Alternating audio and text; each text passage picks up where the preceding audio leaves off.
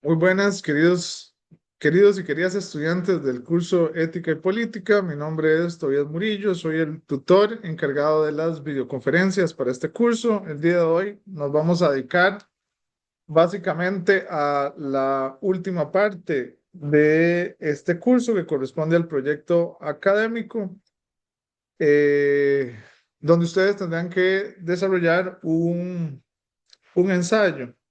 Voy a compartir pantalla para que explicar un poco en qué consiste la metodología de el ensayo. Primero, cuestiones de orden que ya todos ustedes conocen, letra Arial 2, el interlineado. Hemos notado que hay gente que todavía manda los trabajos no en forma justificada, los envían con diferentes letras, no ponen las preguntas, no ponen el número de la pregunta, entonces cuesta mucho revisar los trabajos así, no están poniendo correctamente las citas textuales o definitivamente no citan la unidad didáctica modular, el libro propiamente. Eh, ya todos ustedes saben las indicaciones que se requieren para este trabajo. En cuanto al orden, la portada ustedes ya la conocen, y en esta ocasión, a diferencia de la tarea número uno y tarea número dos, sí se les va a solicitar una introducción. La introducción va a llevar un epígrafe de un autor contemporáneo y ahí es muy importante esto.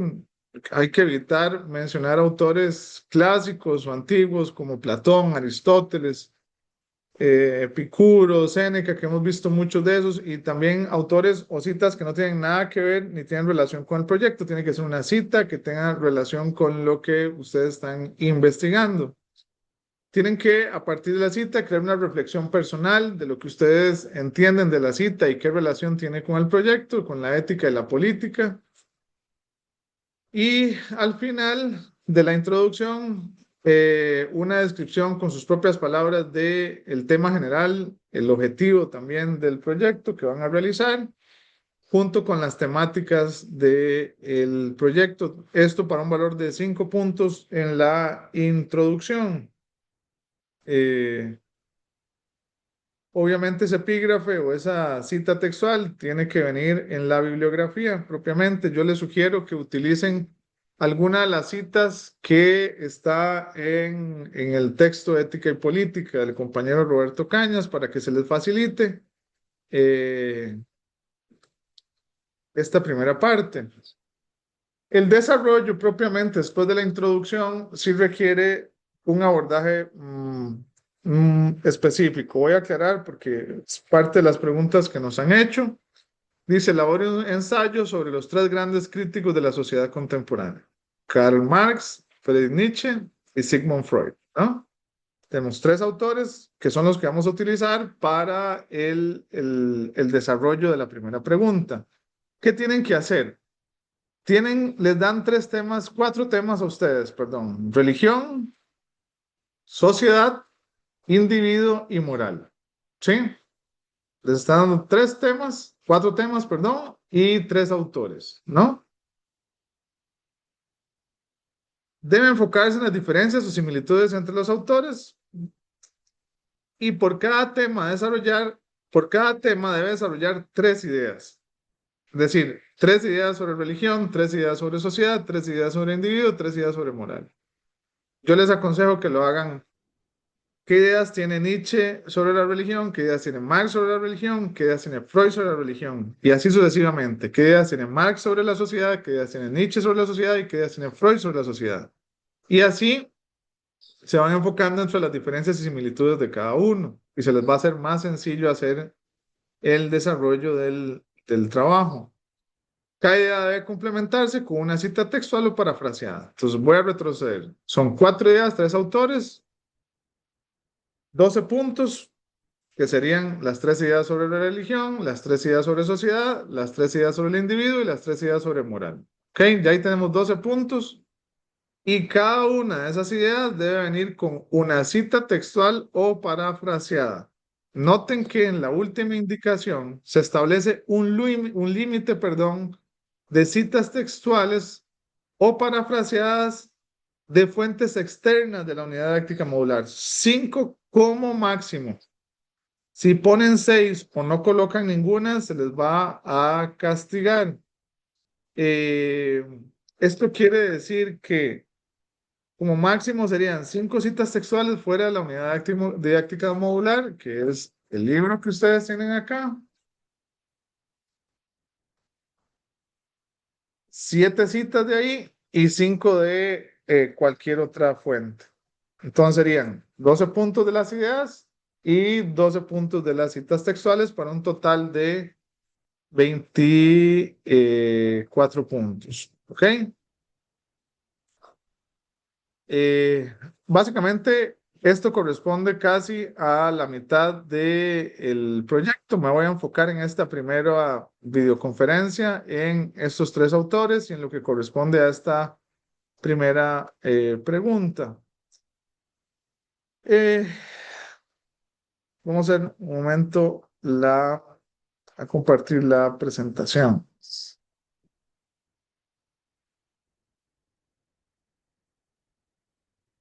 A esta primera parte,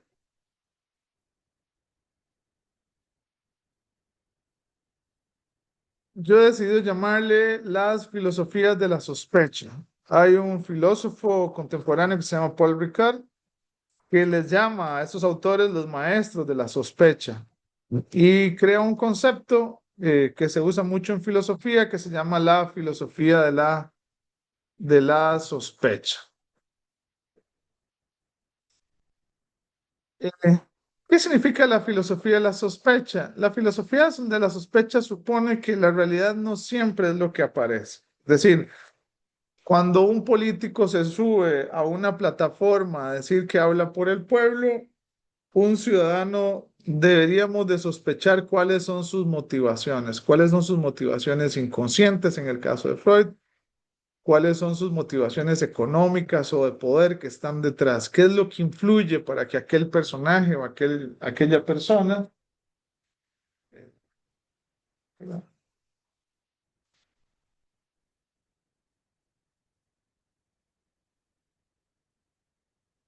eh, hable en función del pueblo, ¿no? Eh, La filosofía de la sospecha nos invita a investigar qué intereses económicos, en el caso de Marx, qué relaciones de poder hay detrás de la política, qué motivaciones psicológicas o construcciones históricas pueden esconderse detrás de nuestras ideas, de nuestros valores, de nuestras instituciones. Eh, nos invita a pensar un poco más a fondo de lo que la realidad nos presenta o la buena voluntad que ese político de turno nos presenta en ese momento. Y creo que la sospecha es muy importante en esta época, eh, donde tendemos a creer automáticamente en todo lo que nos dicen. Un ciudadano informado es un ciudadano consciente y un ciudadano consciente es un ciudadano también que sospecha. Pero no hablo yo de la sospecha en el sentido en el sentido conspirativo, ¿no? Vimos la detención de un personaje perdón, del narcotráfico muy popular, y también aparecen conspiranoicos. No, la filosofía de la sospecha no es conspiración, eh, sino que cada uno de estos filósofos construye una metodología para tratar de entender una filosofía, para tratar de entender qué se esconde detrás de esas motivaciones o detrás de esas intenciones. No queremos, por lo tanto, que ustedes piensen que la filosofía de la sospecha es una filosofía de la conspiración, todo lo contrario, más bien sospecha también de las conspiraciones o los que crean las conspiraciones. El propósito es un poco promover la desconfianza por sí misma, ¿no? Eh, Perdón, no es promover la desconfianza por sí misma, sino fomentar una comprensión más profunda y crítica de la sociedad. Desde la filosofía de la sospecha o con la filosofía de la sospecha también se crea el pensamiento crítico. Si creemos todo lo que nos dicen, si aplaudimos todo lo que nos dicen, pues estamos renunciando a cuestionar a ese personaje, a cuestionar a la política, ¿no? Y en estos momentos se requieren ciudadanos conscientes, ciudadanos que sospechen de un lado y del otro, ¿no? Y un poco eso es de lo que nos vamos a encargar en esta eh, en esta videoconferencia. ¿Quiénes son los filósofos de la sospecha o los maestros de la sospecha, como les llama Paul Ricoeur? Primero Karl Marx, los voy a mencionar en orden cronológico. Marx sospecha las ideas políticas, religiosas y morales. ¿De dónde surgen esas ideas políticas, esas ideas religiosas que nosotros practicamos comúnmente? ¿Tienen un origen? ¿Quién las construyó? ¿Cuál es el objetivo de eso? Y Marx hace una lectura muy interesante de las relaciones económicas. Llega a la conclusión de que son las relaciones económicas, es el poder lo que en el fondo define nuestra forma de pensar, nuestra forma de sentir y nuestra forma de ser. Nosotros no somos nosotros mismos. Los tres autores cuestionan profundamente la idea de la libertad humana. Nosotros no nos dirigimos por nuestra conciencia, no somos conscientes, tampoco somos enteramente racionales, estamos dirigidos por otras fuerzas de las cuales no somos realmente conscientes, que al fin y al cabo son las que determinan nuestra forma de ser o nuestra forma de sentir. Nietzsche va a cuestionar la moral tradicional, sospecha de la moral tradicional, de dónde surge la moralidad, la moral tradicional, quién la inventó, cuál es el objetivo de esa moral tradicional y trata de invertir un poco la forma en que comprendemos el mundo de la ética, el mundo de la moral. Y por último tenemos quizás a uno de los más interesantes, a Sigmund Freud, que sospecha de lo que creemos saber sobre nosotros mismos. Freud sospecha de quién nos enamoramos, nuestros gustos, nuestras preferencias no son elegidas propiamente por nosotros como tradicionalmente nosotros o como tradicionalmente la filosofía lo había pensado. Nosotros somos guiados por fuerzas muchísimo más poderosas que nuestra propia conciencia. Ahora vamos a ver cómo Freud define o redefine el concepto de lo inconsciente. Voy a empezar por el filósofo del materialismo histórico, por Karl Marx, ¿no? Y nos voy a empezar con una frase que me parece fundamental, que podría funcionar como un epígrafe. Y es a esto lo que les decía yo anteriormente, traten de utilizar las citas que el libro da, que les puede servir como apoyo. Dice, no es la conciencia, no es la conciencia de los hombres lo que determina su ser, sino al contrario, sino que al contrario, es su ser social el que determina la conciencia. Voy a decirlo en palabras poco académicas, ¿no? La conciencia de nosotros está definida por nuestro lugar social en la sociedad, ¿no? Nuestra forma de ser, nuestra forma de sentir, nuestra forma de percibir lo bello, lo bonito, está definido por el lugar donde nacimos y las relaciones económicas que nos trazan. Y ahora voy a ir ampliando un poco esta idea. Marx no está de acuerdo con la idea del espíritu del idealismo filosófico de Hegel, que suponía que nuestras ideas son las que crean el mundo, que los seres humanos o que mi idea es la que crea el mundo. No me voy a tener esta explicación propiamente.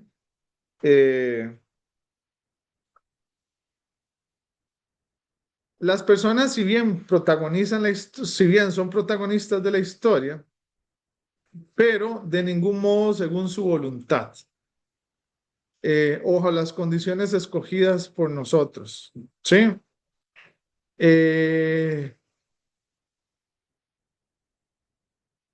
un niño que nace en África, un niño que nace en condición de extrema pobreza, una persona que nace bajo de un puente, no define su realidad, su conciencia no define la realidad, es más bien el lugar donde nace, su circunstancia la que define su pensamiento y no al revés, ¿ok? Los componentes materiales del desarrollo económico y social son los que condicionan lo que acontece durante el presente y el futuro. Para Marx, la producción material, el dinero, son las que producen la conciencia y no a la inversa como pensaba Hegel. Por ejemplo, si una familia de bajos recursos surge y cambia su estatus económico, como lo hemos visto en varias familias, y lo podemos ver en familiares o gente conocida, van a notar ustedes que también va a cambiar su conciencia, su sentir, su moral, ¿no? Uno lo nota en Costa Rica principalmente con el surgimiento de la clase media. Cuando una persona pasa de ser estrato social bajo a un estrato social un poco más alto, clase social media, por ejemplo, su forma de ver el mundo, su forma de percibir la realidad también se transforma, ¿sí? Es decir, son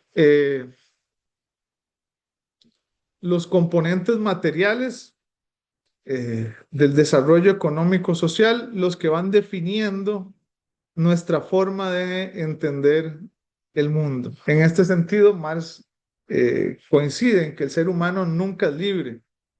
Nuestra forma de percibir el mundo, nuestra forma de concebirlo está definido principalmente, repito, por nuestro lugar en ese mundo. Ahora vamos a ver cómo se construye ese mundo propiamente. Dice, sus gustos, sus comportamientos, es decir, lo material define al final lo espiritual, según Marx. Eh, Marx cree que vivimos en una lucha de clases.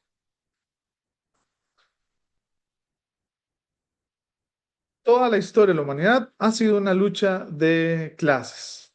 En las sociedades antiguas existían los amos y los esclavos. En la Edad Media existieron los señores feudales y sus siervos. Los señores, existió también la esclavitud y la modernidad. Y aquí voy a hacer un espacio para explicar un poco qué entiende Marx o qué es lo que define esa modernidad en Marx. Principalmente estamos hablando del surgimiento de la revolución industrial. Hay un cambio en la forma en que, en las formas de producción, aparece la máquina a vapor, aparecen los motores industriales y aparece y se reconstituye la forma de producción en el mundo.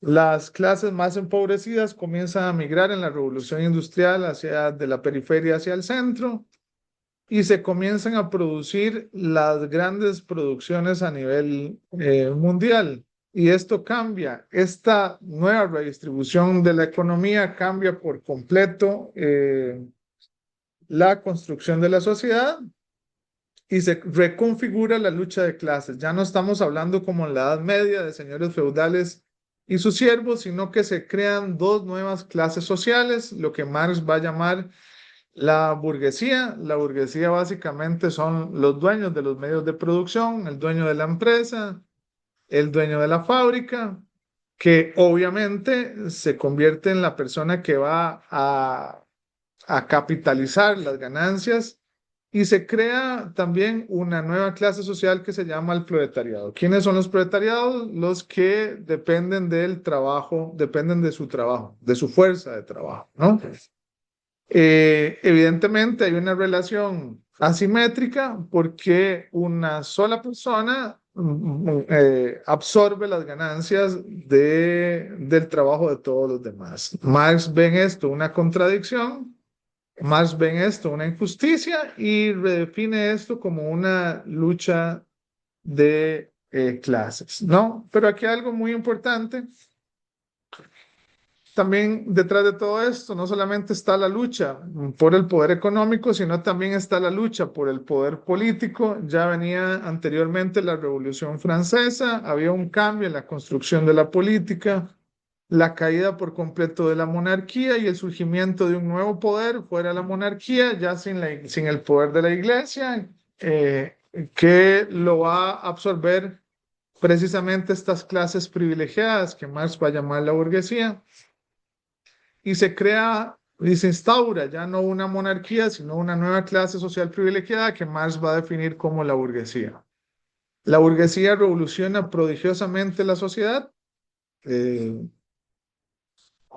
y con eso Marx define que es la superación de la sociedad feudal y el surgimiento de la modernidad. Y aquí es donde me voy a centrar. Es aquí donde inicia la modernidad. La revolución industrial es el inicio de la modernidad en términos económicos y en términos políticos.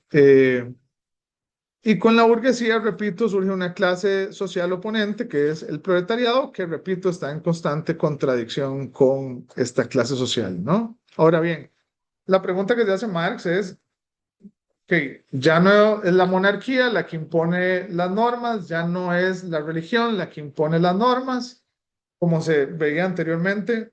Y si no es la monarquía y no es la religión quien impone las normas, ¿quién las impone ahora?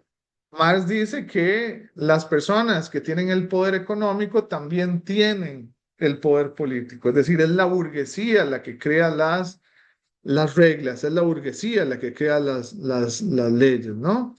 Y comienza a gestarse la contradicción con el proletariado. De aquí surgen propiamente los sindicatos, por ejemplo, que es la forma en que esta clase social, que vamos a llamar el proletariado, trata de luchar por el poder. Los sindicatos tratan de, y una de las primeras luchas que tienen los sindicatos es por el trabajo de las 8 horas. Evidentemente, para un señor burgués, entre más trabaje usted, más ganancias él va a tener, en perjuicio, obviamente, del trabajador. Como el trabajador no tiene el poder para luchar ni económico ni político, pues tiene que crear otras fuentes de lucha y aparecen los sindicatos. Los sindicatos es un mecanismo de lucha por el poder de ese proletariado. Y Marx dice que esas dos nuevas clases sociales van a estar en una constante lucha, una constante puja, constantemente. Y hoy lo vemos en el país. Hay dos sectores claramente divididos. Un sector en el poder eh, que trata de recortar los servicios públicos, recortar la salud, recortar el acceso a los derechos laborales de las personas que trabajan principalmente en el sector privado, delimitar los derechos sindicales.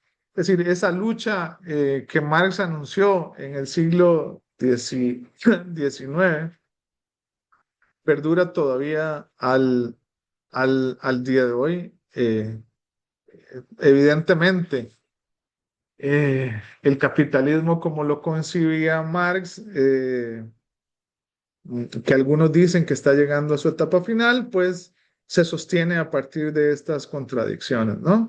Repito, con el desarrollo de la revolución industrial aparece una nueva forma de economía que le vamos a denominar el capitalismo, que Marx va a cuestionar, donde surge un nuevo grupo que administra el poder, que Marx le va a llamar la burguesía, y que esa burguesía va a ser la encargada de crear las leyes. Básicamente, dice, y hace poco lo discutía con un amigo, bueno, ¿por qué es que la gente poderosa no va a la cárcel desde el punto de vista marxista? Y bueno, básicamente porque ellos crearon las leyes para no ir ellos propiamente, ¿no? Lo que Marx va a tratar de hacer es tratar de invertir esa lógica del poder, ¿no? El poder debe estar en manos de la mayoría, y la mayoría en la revolución industrial es el proletariado, ¿no? Es el sujeto asalariado. Eh, un espejismo, creo yo, en el que ha caído, por ejemplo, o que ha logrado crear el capitalismo en la sociedad moderna, es hacerle pensar a la clase media que esa clase media es, es la que administra el poder o tiene el poder. La clase media, mientras usted dependa de un salario, mientras usted dependa de un trabajo, mientras usted dependa de su fuerza laboral, usted sigue siendo un proletariado. No es un capitalista o un burgués en el sentido estricto de la palabra. Ahora, la sensación es de podernos comprar un carro último modelo, el celular, que el último celular o el último iPhone que salió, de poder vestir y ir a ciertos restaurantes, nos crea la falsa sensación de que estamos más cerca de esas personas que las clases más empobrecidas. Y a esto le vamos a llamar nosotros una falsa conciencia, ¿no? Eh, Marx le llama, Marx le llama a esta falsa conciencia que está principalmente en las clases medias, incluso en las clases más empobrecidas. eh, eh,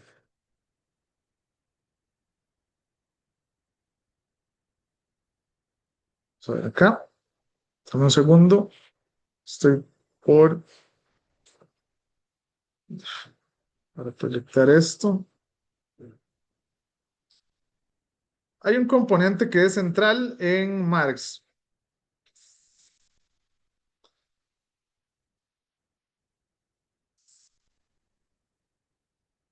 Es una conciencia alienada. La conciencia de la clase media es una conciencia alienada, ¿no? Que no es consciente de sí misma o que se percibe como otra conciencia, ¿no? La alienación va a ser todo un tema en Marx que lo vamos a abordar posteriormente. Una parte fundamental para que todos ustedes entiendan tiene que ver con la idea de la estructura y la superestructura en Marx. Es una discusión en filosofía muy interesante. Eh, la pregunta es,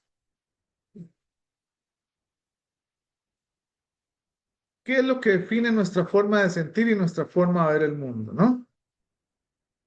Marx lo plantea en dos términos, estructura y superestructura, que son conceptos que son fundamentales para entender esta explicación. La economía en las sociedades capitalistas constituye lo que nosotros llamamos la estructura, su armazón interior.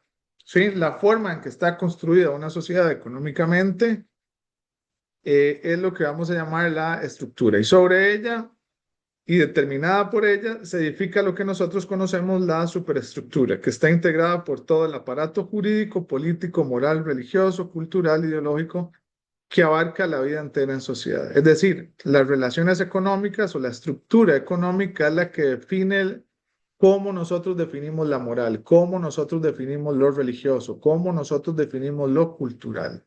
¿Sí? Si uno quiere hacer un cambio en la forma de ver los valores o interpretar los valores o entender los valores, tiene que cambiar la estructura económica, porque la estructura económica es la que define lo político. Ya lo vimos anteriormente, ¿no? Eh, en síntesis, repito, si la estructura cambia, la superestructura también debería de cambiar. La lucha política, por lo tanto, no es por cambiar los valores, sino por cambiar la estructura que sujeta esos valores. ¿Y cuál es la estructura que sujeta esos valores? La economía, el modo de producción capitalista. Es decir, el modo de producción capitalista construye nuestra forma de sentir, construye los valores, construye la moral y construye también lo religioso, construye la cultura. ¿Ok? Y aquí radica el principio fundamental de la sospecha marxista. Nuestra mente, sus valores, nuestros deseos, proyecciones, lo que consideramos correcto o incorrecto, hasta lo que definimos como bello o feo, no son definidos por nuestra conciencia, sino por nuestro lugar en el mundo. Eh, Noten ustedes lo que sucede, curiosamente, cuando detienen a estos personajes narcotraficantes que se convierten en ricos de la noche a la mañana. Eh,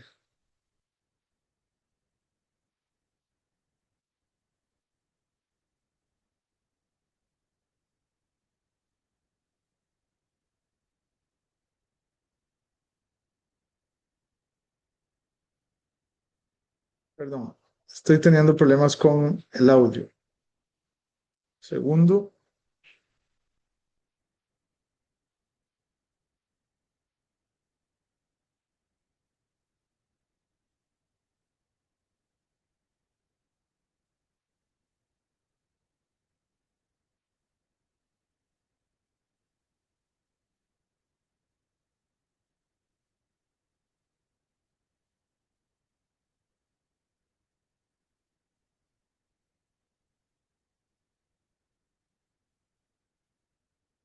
Ok, repito, voy a volverme un poco en la idea. Estoy teniendo unos problemas por acá con el audio. Ya. Dice, y aquí radica el principio fundamental de la sospecha marxista. Nuestra mente, sus valores, nuestros deseos, proyecciones, lo que consideramos como correcto o incorrecto, hasta lo que definimos como bello o feo, no son definidos por nuestra conciencia, sino por nuestro lugar en la estructura. Y uno lo puede ver hasta en las relaciones estéticas, conforme las personas. Hay un ejemplo que a mí me gusta mucho usar, que tiene que ver, por ejemplo, con la desaparición de los colores. Conforme las sociedades y los pueblos han avanzado, los desarrollos, ustedes los ven en las zonas turísticas, principalmente del país, conforme las edificaciones son más caras, los colores se van perdiendo.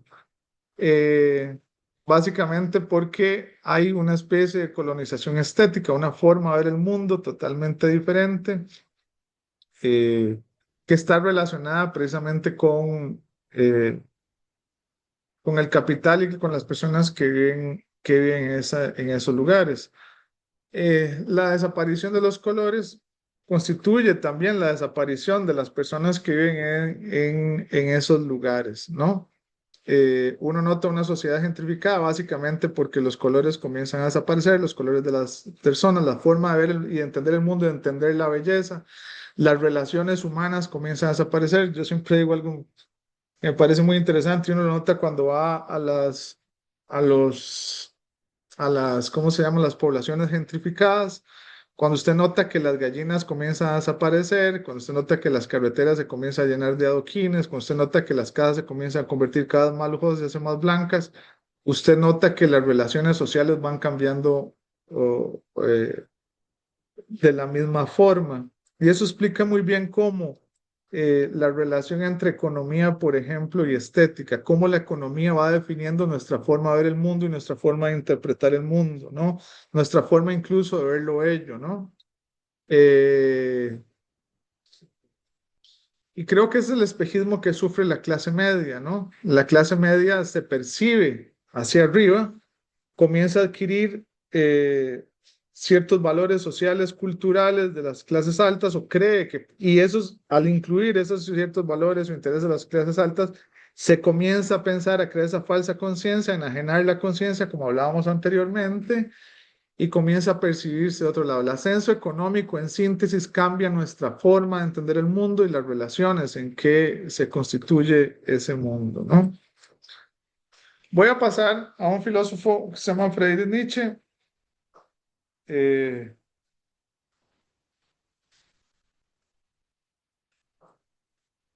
el título puede parecer un poco fuerte al inicio, pero tal vez lo vamos a tratar de ir comprendiendo conforme avanza la lección.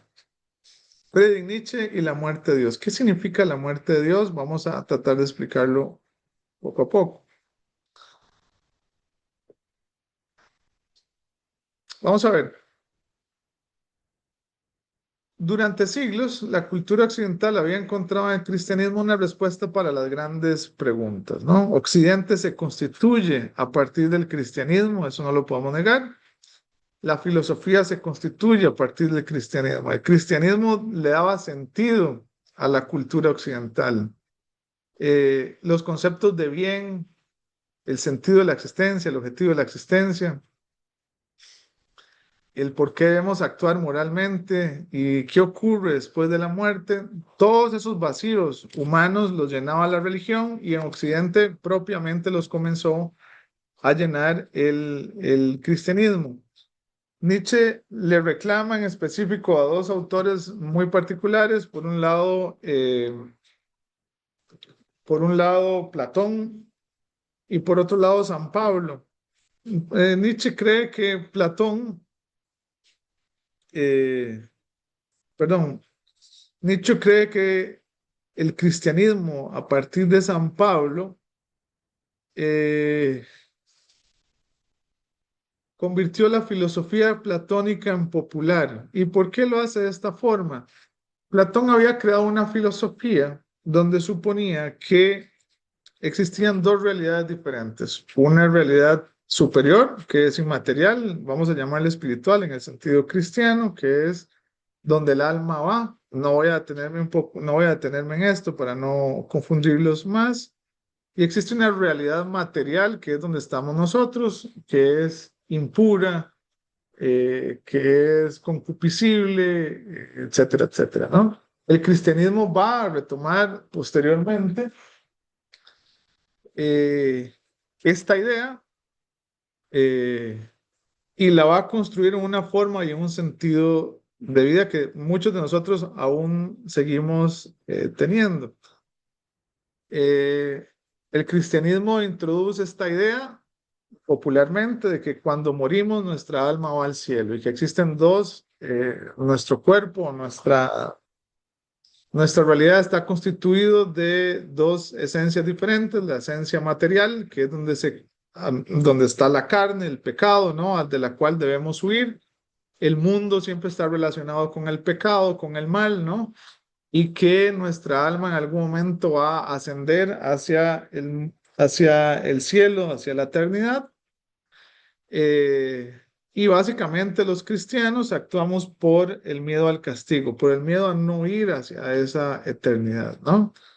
Esta sensibilidad que crea el cristianismo se comienza a propagar durante la Edad Media por básicamente todo el mundo occidental y perdura todavía hoy en nuestros días. Yo recuerdo cuando muere mi abuelo, no podía entender yo lo que estaba pasando y le pregunto a mi mamá qué está pasando y me dice, su abuelo se fue al cielo. Y esa idea de que mi abuelo se fue al cielo fue lo que me tranquilizó en ese momento. Mi abuelo está ahora con los ángeles y la vida se apacigua. La idea de la eternidad es una idea que estaba ya en Platón, pero que el cristianismo reconfigura, lo adapta y lo traduce en un lenguaje popular a partir de la lectura de los textos bíblicos, ¿no?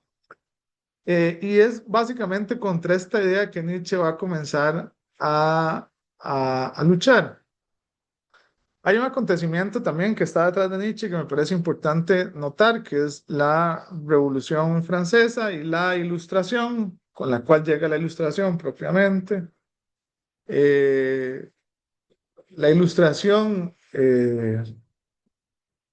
tenía el objetivo de construir un nuevo mundo, el mundo ilustrado, el mundo de la razón. Los ilustrados creían que íbamos a sustituir a Dios por la razón y que iba a ser la razón la que iba a comenzar a dar explicación básicamente a estas preguntas. La pregunta por qué es el bien, por el sentido de la vida, por cómo debemos actuar moralmente. La ilustración pensaba que ya no teníamos que explicarla por medio de Dios, sino que la razón iba a lograr sustituir la idea de Dios. Bueno, tanto la ilustración como la idea del cristianismo de la eternidad, ¿no? Van a ser fuertemente criticados por Nietzsche. Eh,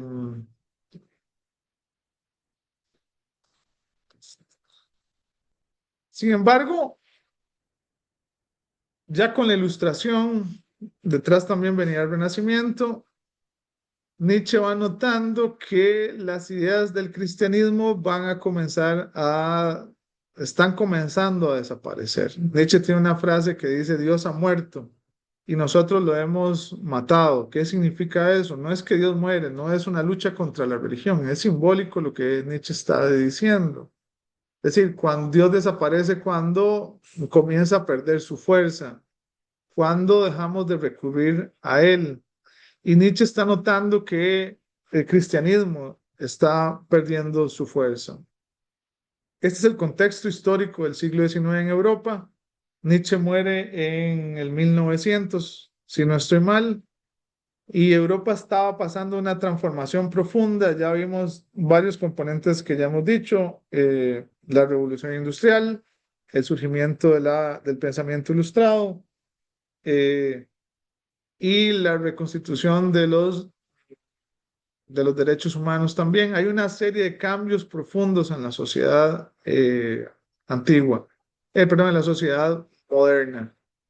También, y no podemos dejar pasar por alto también la reconfiguración que da Charles Darwin con la teoría de la evolución, que cuestiona mucho el basamento del cristianismo, trata de dar una forma diferente de interpretar el mundo fuera de la lectura bíblica.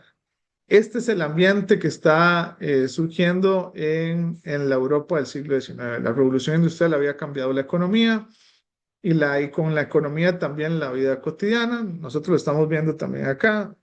el surgimiento del capitalismo. En, eh, y lo vimos con Marx, comienza a cambiar las relaciones humanas. El avance de las ciencias naturales, especialmente con la publicación del origen de las especies de Charles Darwin, que cuestionaba las explicaciones religiosas sobre el origen del ser humano. La teoría de la evolución de Darwin no solamente cuestiona el origen del ser humano, sino que también está cuestionando profundamente la idea de Dios como causa del mundo y como causa del ser humano, ¿no?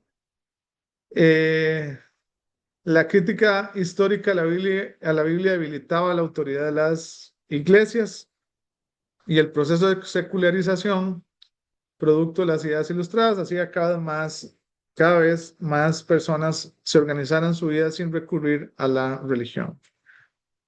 Europa está sufriendo hoy actualmente también este proceso de secularización. Costa Rica está sufriendo ese proceso de secularización. Secularización precisamente es eso, alejar la religión de la sociedad, de la política, ¿no? Y eso, pues obviamente trae una serie de transformaciones al mundo moderno. Nietzsche está notando todo esto y buena parte de esto es lo que va a dar origen a su filosofía. Bueno, la pregunta es, ¿qué ocurre cuando desaparece el fundamento absoluto sobre el cual una civilización ha construido sus valores? ¿Qué pasa si desaparece Dios? ¿No? Eh, Kant tenía la misma preocupación con la Revolución Francesa y por eso los ilustrados trataban de reemplazar la idea de Dios por la idea de una razón tecnocientífica también que iba a ordenar el mundo en razón de la muerte precisamente de Dios, ¿no? Sin embargo, Nietzsche cuestiona también ese reemplazo, ¿no? Ese reemplazo dice, de la razón tecnocientífica por la idea de Dios y más bien crea una idea que ahora vamos a ver que se llama la idea del superhombre. Dios representa el fundamento último de toda la cultura occidental.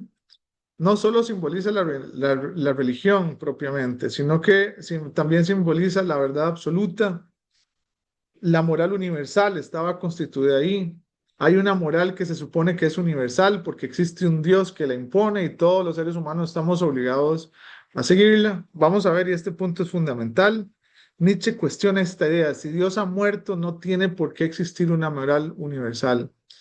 El sentido objetivo de la existencia, eh, propiamente, si el mundo ya no es eterno, si el alma no es eterna, ¿tiene sentido seguir comportándonos de la forma en que nos comportábamos anteriormente?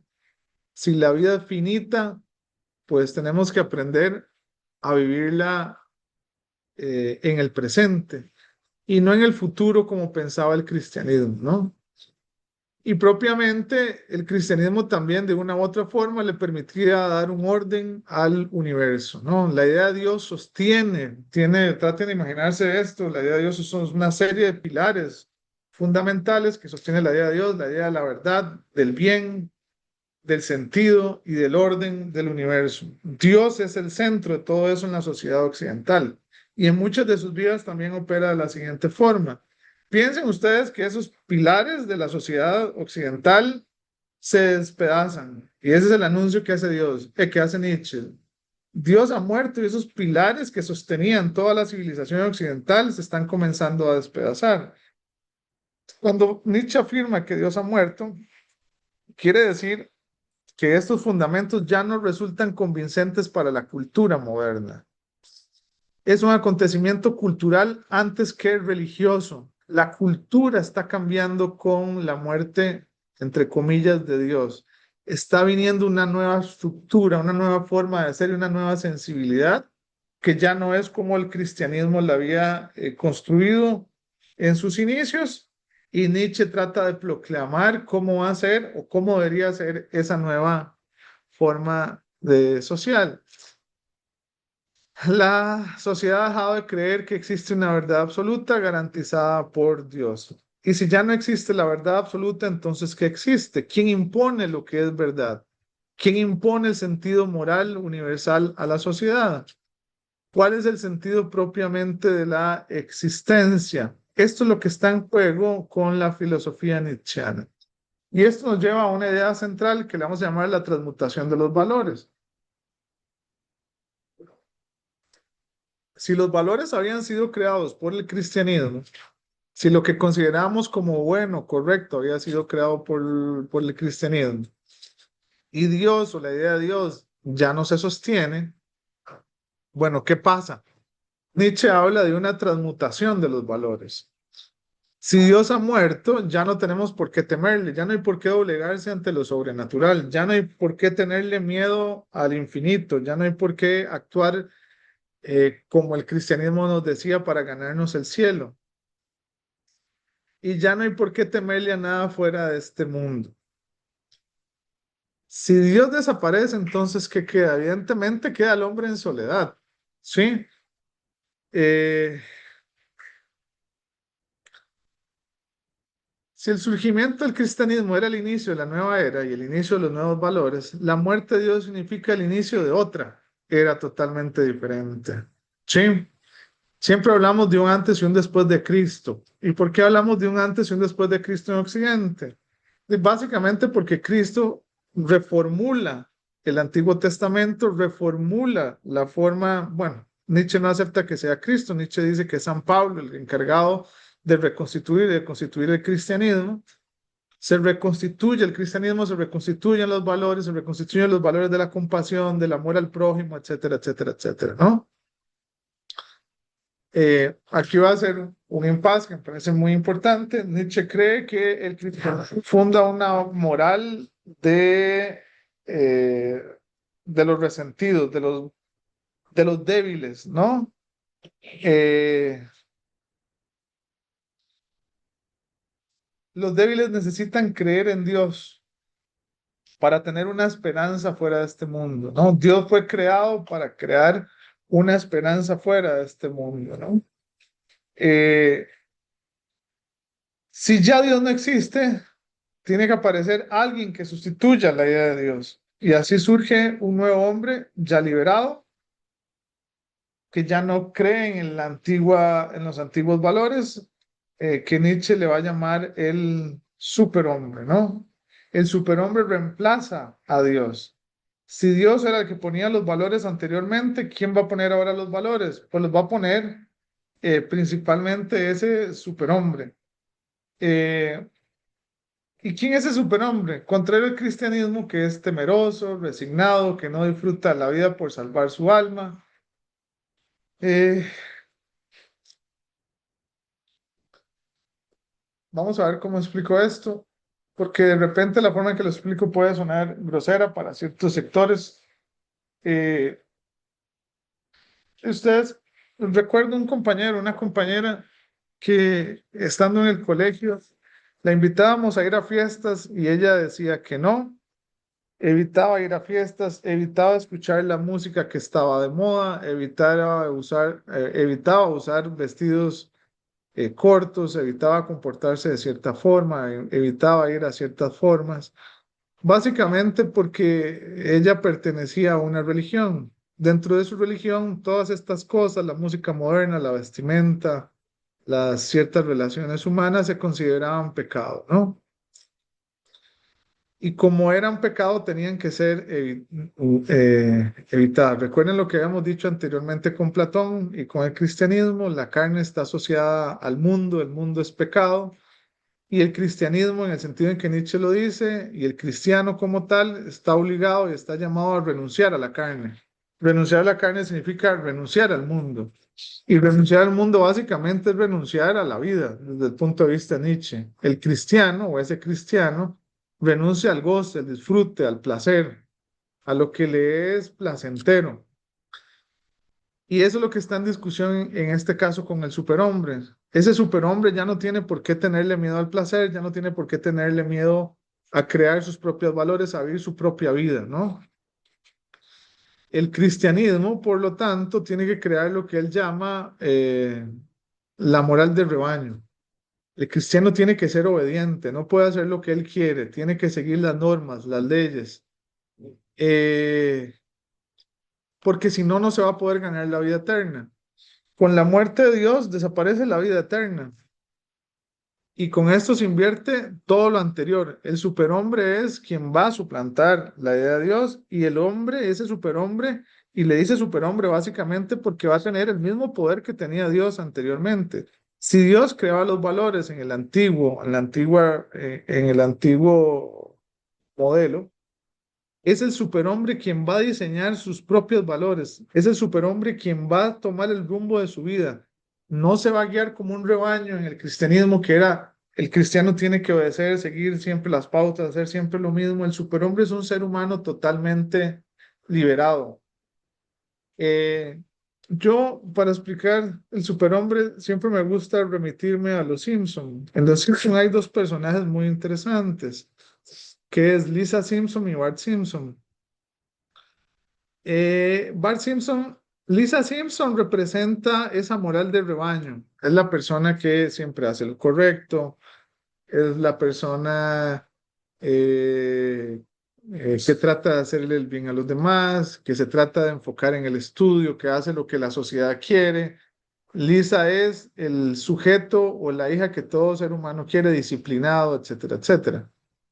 Bart representa de una u otra forma lo que yo llamo la conciencia creativa. Bart representa un poco ese espíritu creativo del superhombre. Bart no tiene reglas, Bart no tiene futuro, Bart hace lo que quiere cuando quiere, Bart disfruta, Bart ama la vida, no la niega, hace las cosas en el momento. Eso es lo que está en disputa acá, en el pensamiento nietzscheano. Es lo apolíneo contra lo dionisiaco.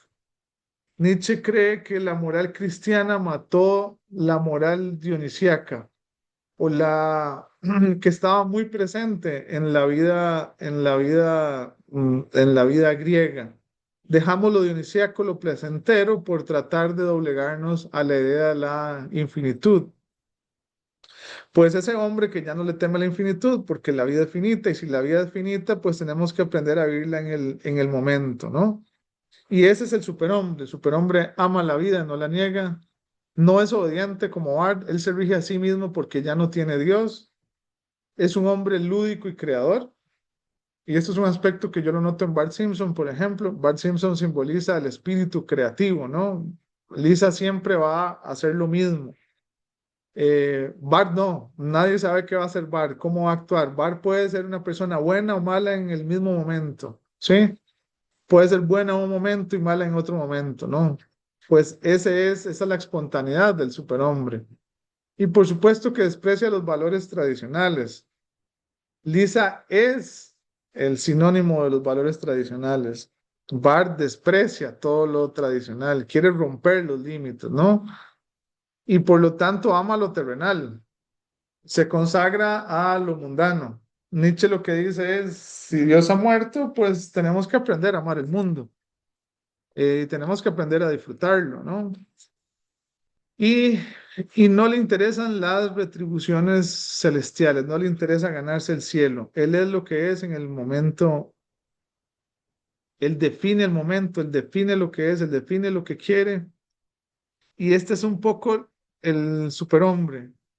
Evidentemente, este superhombre trae consigo lo que vamos a llamar la transmutación de los valores, una nueva forma de ver el mundo, es la muerte de la moral cristiana propiamente. Nietzsche se está dando cuenta que su filosofía es como un martillo que está rompiendo básicamente toda la moral tradicional y antigua. Por eso Nietzsche habla de la filosofía del martillo. Cuando está matar la idea de Dios, matar la idea de la infinitud, crear un mundo finito, es desplomar por completo la tradición occidental. Eh, Se basa en aplicar la filosofía del martillo, descargar los impactos de la crítica contra la religión, la filosofía y la moral tradicionales. Nietzsche está criticando la religión, la filosofía y la moral tradicional, ¿no? Todo aquello que se había creado para crear un orden, Nietzsche dice, ya no tiene sentido ese orden y lo vamos a destruir como si fuera un martillo. Nietzsche está dándole martillazos para crear esa nueva sensibilidad, ese nuevo superhombre. La filosofía del martillo procura sentar martillazos hacia todos los aspectos que han acarreado un descenso vital, como la metafísica, el cristianismo y la modernidad y la ilustración. Todo aquello que nos pretende encasillar, todo aquello que pretenda suplantar a Dios y crear un nuevo orden universal, todo aquello que se supone como un discurso universal, incluso la ciencia misma, incluso la razón tecnocientífica, la cual el propio Nietzsche va a criticar, tiene que ser derrumbado a punta de martillazos y de la fuerza. Hay que demoler todos sus ídolos, todos los ídolos de la moral antigua.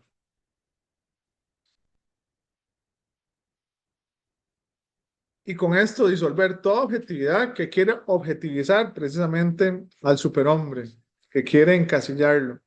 El superhombre no tiene por qué seguir la moral universal, una moral universal, la cual intenta hacer creer que sus mandatos para todos deben ser lo mismo. Y ya vimos en la explicación que traté de dar con Lisa y con Bart, de que Lisa simboliza a esa moral universal, esa moral del rebaño, esa moral que todo el mundo obedece, del buen sujeto, aunque no esté contento con sí mismo, ¿verdad?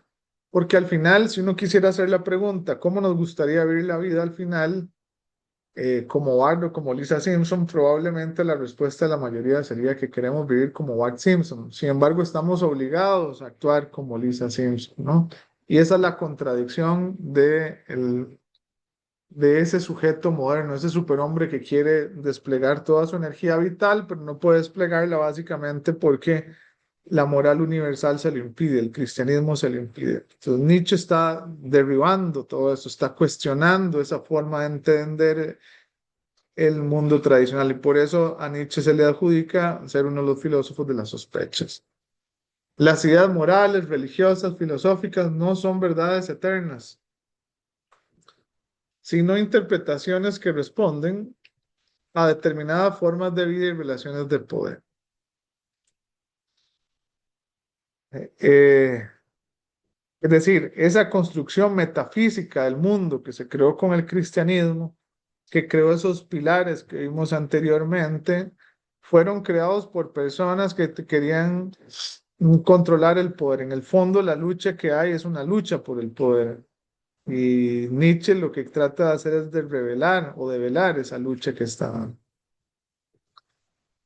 Bueno, ¿y cómo se sostiene esa moral tradicional? Nietzsche cree que, y esto hay una trazabilidad con muchos autores en la filosofía, que el hombre es cruel por naturaleza, pero la crueldad no puede surgir hacia afuera, porque la sociedad nos va a reprimir. Es decir, el ser humano no puede hacer lo que quiera, lo que se le antoje. El superhombre no puede, no todos pueden ser superhombres, ¿no? Sería caótico. Y bueno, ¿y cómo controlamos entonces nosotros ese mundo? Eh, Nietzsche cree que la mejor forma de sostener ese mundo, ese antiguo mundo, es mediante la religión, ¿no? La religión es el mecanismo más efectivo para reprimir la crueldad y para ello tiene que crear un instrumento que es fundamental. Ese instrumento que es fundamental es la culpa. El cristianismo instaura la culpa para tratarnos de hacer sentir mal y para reprimir ese instinto que está latente en el ser humano. De la culpa surge precisamente la conciencia moral, que no es más que el instinto de crueldad refrenado, que se convierte en una cámara de suplicios contra sí mismo. Y esto lo vamos a, creo que Freud lo aprovecha muy bien, aunque él no acepte que esta idea es nietzscheana, de que cada vez que la cultura reprime al ser humano, eh, esa represión se termina volviendo contra sí mismo, ¿no? Creamos dioses para poder exonerar la culpa. Así rendimos homenajes, sacrificios y oraciones y creamos un Dios todopoderoso que va a ser el que va a crear los castigos, el que nos va a castigar y al cual tendremos que rendirle pleitesía, ¿no? Al cual tenemos que rendirle homenajes, oraciones, etcétera, etcétera, ¿no? Y con esto refrenamos nosotros nuestra culpa. en la oración, en el sacrificio, en el ritual, de una u otra forma pedimos perdón por nuestros pecados y al pedir perdón por nuestros pecados estamos diciendo que renunciamos a hacer lo que queremos hacer. Es una forma de reprimir y la religión, el fundamento de la religión básicamente es esto. Entonces, la propuesta de Nietzsche es básicamente crear una nueva conciencia sin religión y crear una nueva conciencia sin culpa. Y no podemos crear una nueva conciencia sin culpa si no eliminamos precisamente la eternidad que creó el cristianismo o anteriormente Platón, como habíamos dicho, ¿no? Y voy a terminar con Freud y el origen de lo inconsciente. Voy a empezar con una frase que Freud menciona. Dice, lo inconsciente es lo psíquico verdaderamente real. Y aquí empieza un fundamento, me parece importante reseñar. Tradicionalmente, la cultura occidental, y eso estaba de Platón, en Aristóteles, suponía que el ser humano era enteramente consciente. Y si es enteramente consciente, es enteramente libre. Ya vimos cómo Marx cuestiona la idea de la libertad. No somos libres, las relaciones económicas son las que definen nuestra forma de pensar, nuestra forma de sentir, nuestra forma incluso hasta de ver lo bello y feo, ¿no? Nietzsche dice también, nuestra libertad está definida por los antiguos valores, por el cristianismo, que nos convierte en una moral de rebaño, nos obliga a actuar de cierta forma, pero quien termina de rematar esta idea es Freud. Ya no es la sociedad la que se cuestiona propiamente como lo hacía Marx, no es el poder como está Nietzsche, sino que ahora es nuestra propia mente. Freud está cuestionando el fundamento propiamente del ser humano. La idea de que el ser humano es enteramente consciente y que por lo tanto es enteramente libre, ¿no? Por eso titulé esta diapositiva de esa forma, la fragilidad de lo consciente. Dice, probablemente el mayor descubrimiento de Freud consiste en haberse dado cuenta que la conciencia no es más que una máscara o una cáscara de la mente. Es decir, traten de pensarlo de esta forma. La conciencia es la máscara que nosotros, después lo vamos a ver más claramente. Eh,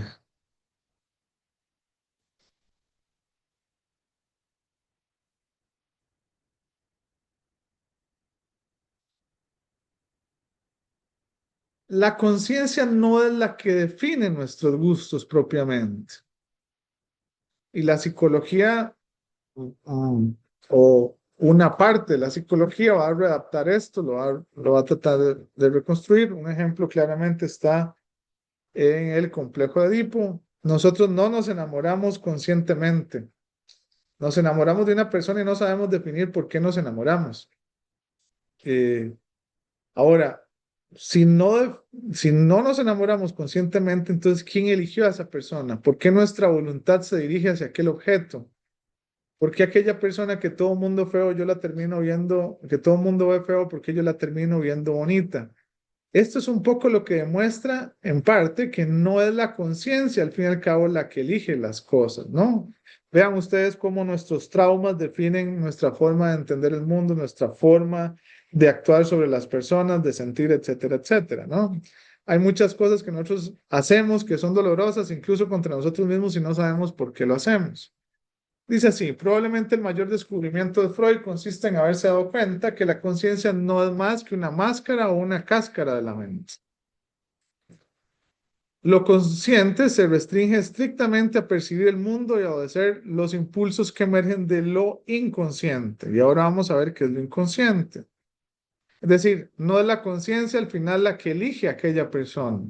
Hay una fuerza interna que inicialmente le vamos a llamar lo inconsciente que nos empuja a nosotros a desear aquello aunque nos haga daño propiamente. Si la conciencia no era lo que pensábamos, que sustituía a nuestra mente, como lo pensaba tradicionalmente la filosofía, entonces, ¿qué dirige nuestro mundo psíquico? Según Freud, lo que define nuestro universo psíquico, la esencia del universo psíquico, lo que hace propiamente nuestra mente es lo inconsciente. Ahora, ¿qué es lo inconsciente?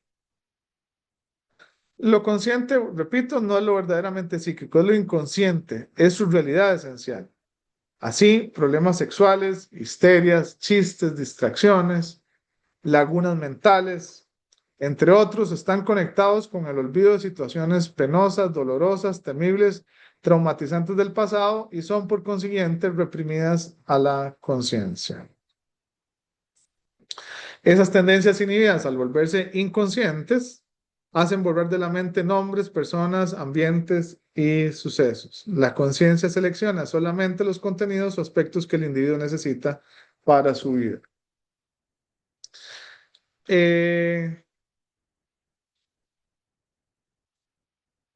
A ver si lo trato de explicar un poco mejor. Piensa en una persona que ha sufrido un dolor tremendo, un trauma terrible, un abuso, por ejemplo, ¿no? La conciencia no es capaz de sobrevivir con esa idea constantemente en su cabeza. Esa idea se torna demasiado dolorosa. Al igual que el cuerpo tiene mecanismos de defensa, por ejemplo, cuando usted pone su mano sobre una cocina, usted la quita porque le quema. Así el evento traumático aleja a la conciencia de aquel acontecimiento, ¿sí? Ahora, hay un error en pensar que lo traumático, eh, hay un error en pensar que lo traumático fue olvidado.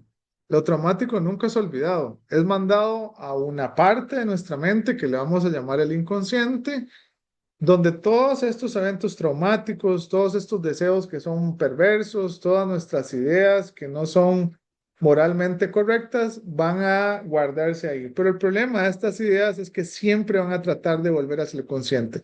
Al no ser, al no poder ser extraídas por completo de nuestra mente, al no ser desechadas por completo, van a estar constantemente empujando hacia afuera y van a comenzar a venir en el determinado momento en forma de un síntoma. Pongo varios ejemplos. Piensen en alguien que se enamora, está casado y se enamora de alguien, por ejemplo, que no es su esposo. Evidentemente esa idea le es totalmente perversa, ¿no? Principalmente si una persona bastante cercana a ella, ojalá un familiar, ¿no? Esta idea o mantener esta idea en la conciencia no es posible, la va a tener que reprimir. Reprimir, repito, no es olvidar, la va a contener, pero cada vez que esa persona pase frente a ella, van a surgir un montón de cosas. La idea va a volver ahí, pero no de forma consciente. Va a volver ahí a partir de un nerviosismo, a partir de una frase que dijo que no debió haber dicho, o a partir en algún momento de alguna situación de un recuerdo que comienza a venirse sobre su cabeza. Es decir, lo reprimido siempre tiende a salir, a volver, ¿no? Ahora, ¿qué es lo que hace la conciencia con todo este material? La conciencia selecciona solamente los contenidos, aspectos que el individuo necesita para su vida, ¿no? Para poder sobrevivir. La función de la conciencia es hacernos sobrevivir. Pero repito, el contenido inconsciente se termina convirtiendo en algo muchísimo más fuerte. También aparece una idea muy importante que es la idea del aparato psíquico. El aparato psíquico está constituido de tres instancias: el ello, el super yo y el yo. Las traté de poner en ese orden que me parece que es el orden que corresponde. ¿Qué es el ello? Traten de pensar en el ello, traten de pensar en un niño. El trato psíquico, Freud necesita explicar cómo funciona la mente humana.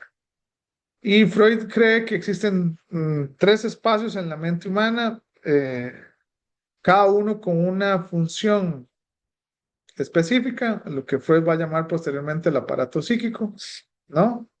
Y que las tres mm, están en una lucha constante, principalmente dos de ellos, ¿no?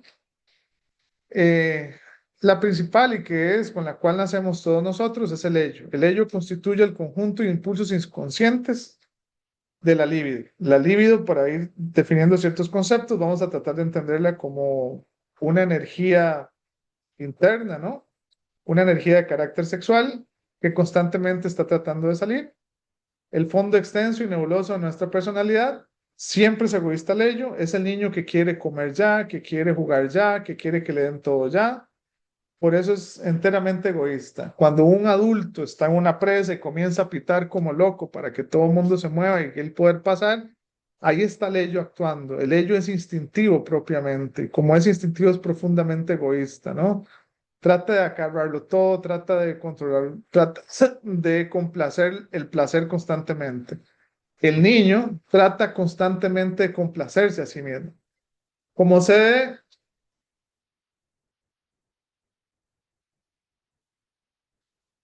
Como sede del instinto, en el ello no se aloja el orden ni la lógica, puesto que envuelve la parte primitiva del ser humano. ¿Sí? Eh, ello no descansa, el ello no descansa y busca encontrar siempre la satisfacción constante. Un adulto que no es capaz de reprimir sus deseos, sus instintos, ¿no? Que no es capaz de ponerse límites, es una persona que está dominada por el ello. Posteriormente aparece el superyo. El superyo inicia aproximadamente a la edad de 5 años y se constituye como un mecanismo para controlar el ello. Cuando los padres comienzan a ponerle reglas, cuando los padres comienzan a decirle al niño que no puede hacer tal cosa, cuando en la casa, eh, cuando en la casa le dicen que tiene que seguir reglas.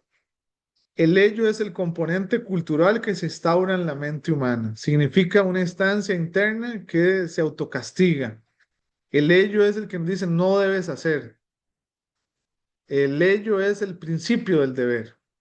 Significa una instancia interna que se autocastiga cuando transgrede normas imperantes o cuando se desvía del ideal del yo. Hay personas que tienen un super yo sumamente desarrollado, que son esas personas que siempre cumplen las reglas, que hacen todo de forma ordenada, que no se salen de la fila. Y vemos personas que están del otro lado completamente, que es ese compañero medio loco que siempre quiere tomar, que es fiestero, etcétera, etcétera. No, en el ser humano están esas dos instancias que están en una lucha constante entre ellas, ¿no? En algunos casos prepondera más el ello, en otros casos prepondera más el super yo. Lo cierto es que nunca el ser humano está en el completo equilibrio. ¿Quién se encarga o cuál es la instancia que se encarga de equilibrar esas dos fuerzas? El yo. El yo es la instancia mediadora entre el ello y el superyo, o entre el ello y el mundo exterior. Realiza los procesos de percepción, pensamiento, racionalidad, memoria, personalidad. Se forja desde la infancia como una socialización, ¿no? Piensen entonces ustedes en esa persona que está casada, pero que tiene un deseo hacia una persona que sabe que es prohibida, reprime ese instinto, reprime ese deseo. El ello lo que le va a decir es, vaya, escríbale, búsquelo, etcétera, etcétera. Es nuestro instinto vital. El superyo son todas esas reglas construidas desde la religión, desde el hogar, desde la escuela, que le dicen, eso no se debe hacer, eso es pecado. El ello inhibe, reprime ese deseo y el yo es la instancia que trata de manejar un punto, que trata de racionalizar y de mantener el principio de realidad, ¿no? Traten de imaginárselo como ese diablillo y ese Dios que están ahí constantemente un lado del otro. El ser humano es, en realidad, al final, la síntesis de esa puja entre esas dos fuerzas que están constantemente en descontrol. La pregunta que uno le debería hacer a Nietzsche es, ¿puede haber una persona que sea equilibrada emocionalmente? Desde el punto de vista de freudiano, perdón, ese equilibrio nunca es del todo alcanzable. Siempre hay una especie de desequilibrio entre el uno y la otra. Y ya sea que estemos en un extremo o en el otro, va a crear algún tipo de alteración psíquica o neurótica, como vamos a ver posteriormente. Voy a finalizar ya en esta parte, eh, en un texto que escribe Freud que se llama El malestar de la cultura. Voy a tratar de reapropiar todo lo que hemos dicho anteriormente. Para Freud existe una situación paradójica en el ser humano, pues por un lado buscamos la felicidad y la prosperidad individual, ¿no? Para Freud la felicidad se alcanza en el goce del ello, ¿no? En alcanzar el placer como tal. Sin embargo, debemos adaptarnos a la cultura. Sí, el niño sale al kinder y en el kinder le enseñan que tiene que hacer fila, que tiene que respetar a sus compañeros, que no puede comer cuando él quiere, que tiene que compartir, etcétera, etcétera, ¿no? Y ahí comienza una lucha entre el ser humano, mi deseo, lo que yo quiero y lo que yo debo hacer. La cultura se instaura contra nosotros mismos, contra nuestro deseo, ¿no? La mujer que está enamorada de ese hombre prohibido tiene instaurado una cultura que le dice que no puede avanzar hacia allá, que no puede desear a ese hombre, que tiene que negar. Y en este sentido, y esto es algo que me parece muy importante de esta tesis, es que la cultura no está diseñada para hacernos felices. Por el contrario, nos pone fastidiosas obligaciones morales. Y es el problema de la cultura. La cultura no nos hace a nosotros felices. La cultura nos restringe y la cultura nos obliga a reprimir. Por lo anterior, no nos sentimos muy cómodos con nuestra civilización actual. Nadie está cómodo en civilización. Por eso es que las cosas, nuestros deseos perversos, nuestras actitudes, ¿cómo se llama? Pecaminosas, las tenemos que hacer en la oscuridad, en los lugares prohibidos, en los lugares donde nadie nos ve, porque la cultura no nos permite actuar de esa forma. La cultura incluye en ella la ciencia y la técnica. Igual la ciencia y la técnica no fueron diseñados para hacernos a nosotros felices, fueron diseñados para que la cultura funcione, para que podamos vivir en comunidad, pero no para hacernos felices. Si bien dota a las personas de muchos objetos, ello no incrementa la dicha, y ahí es donde se constituye el malestar de la cultura. Es más, el sentimiento de culpabilidad se acrecienta a partir del desarrollo cultural. Entre más cultura tengamos, entre más formación tengamos, entre más instituciones culturales tengamos, como las religiosas, pues más se acrecienta en nosotros nuestra incapacidad de sentir placer, que es lo que el ser humano busca en principio, ¿no? Satisfacer el ello que habíamos visto anteriormente. El aumento del progreso es proporcional al aumento del sentimiento de culpa, ¿no? Entre la cultura más invada nuestro espacio, más culpa surge. Menos posibilidades tengo yo de tener aquel hombre o aquella mujer que tanto deseo. Menos probabilidades tengo de cumplir mis fantasías. Menos probabilidades tengo de alcanzar mis deseos prohibidos.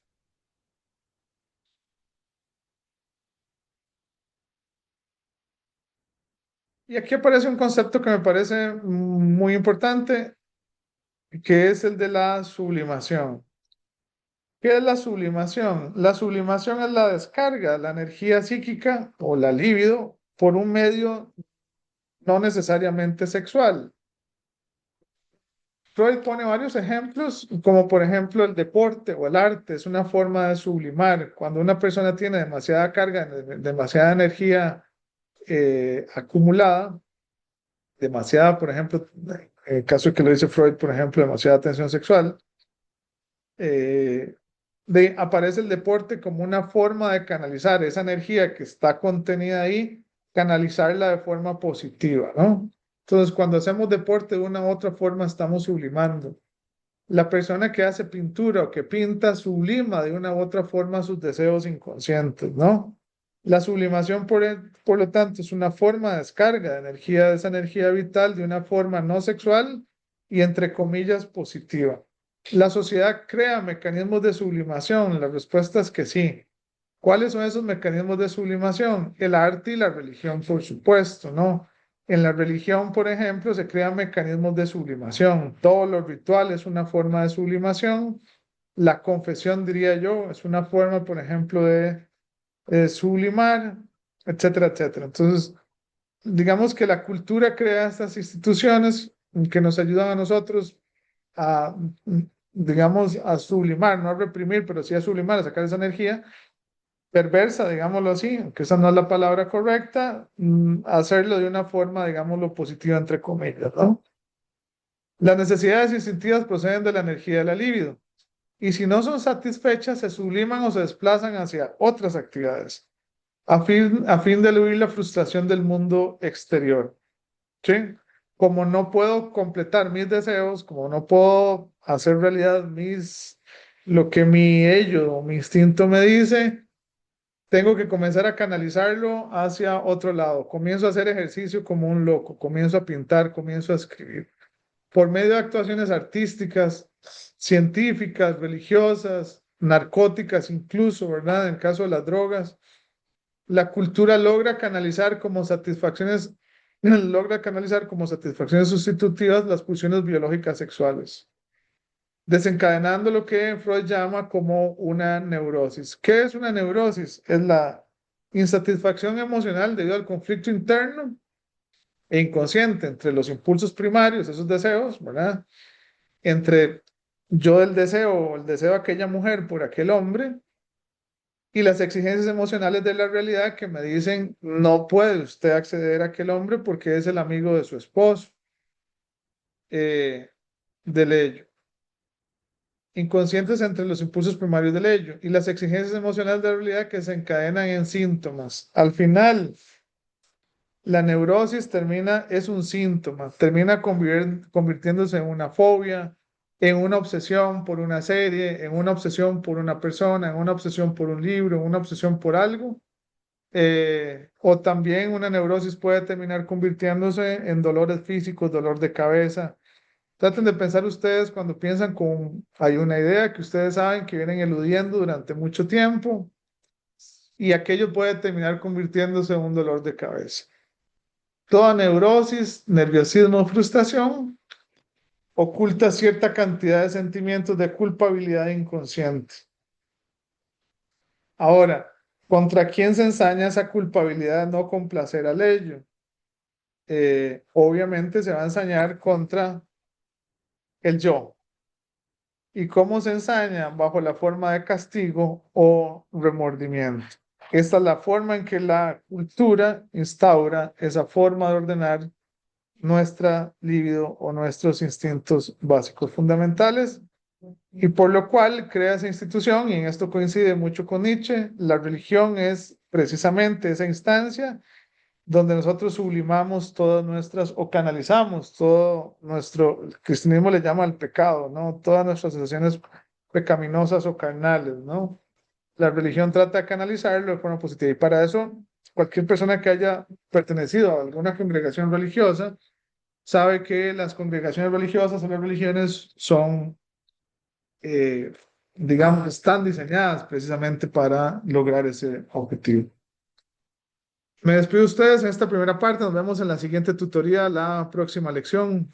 Espero que haya sido de utilidad y nos vemos próximamente. Muchísimas gracias.